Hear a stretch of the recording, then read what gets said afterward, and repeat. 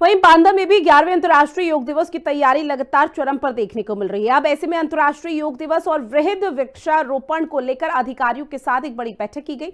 ये बैठक गंगा और वृक्षारोपण समिति के साथ की गई है, जहां जिलाधिकारी जे रीभा ने बाढ़ अंतर्राष्ट्रीय योग दिवस वृक्षारोपण को लेकर जानकारी दी है।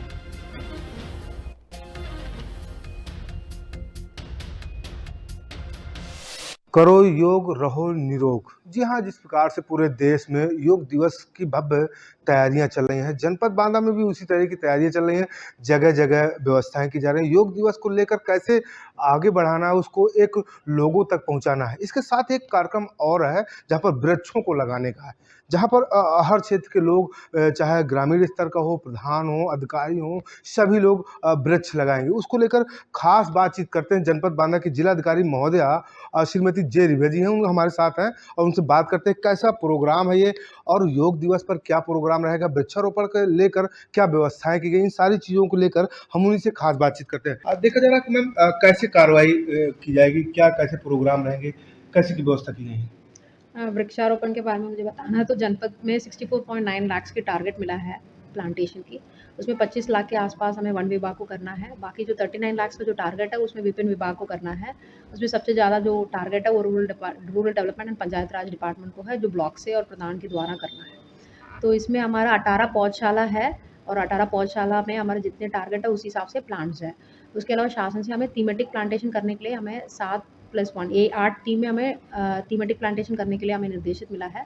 तो हम लोग सभी ब्लॉक्स में एक हेक्टेयर हमने पहले ही चिन्हित कर लिया, उसका फेंसिंग भी कर लिया है। तो वो चरगा की ज़मीन है, उसमें हम लोग इस बार प्लांटेशन करवाएंगे और ताकि थीमेटिक प्लांटेशन एक ही थीम का प्लांट हो जाएगी। उसके बाद जो जितने भी हमारा जो पीडब्ल्यूडी के रोड्स है उसमें भी एक ही जो प्रजाति का जो प्लांट्स है उसको लगाने के लिए हमें निर्देश मिला है। उसका भी रोड्स का जो चिन्हीकरण है that we have done already.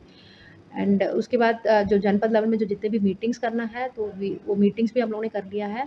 And Banda में समटाइम्स वो बाढ़ का प्रॉब्लम आ जाती है, तो जितने भी हमारा बाढ़ अफेक्टेड जो लैंड गांव है इसमें बैम्बू प्लांटेशन करने के लिए भी हम लोगों ने जनपद लेवल में एक डिसीजन लिया है। एंड उसका भी जितने भी पौध हमें ज़रूरत है उसको भी हम लोगों ने तैयार कर लिया गया है।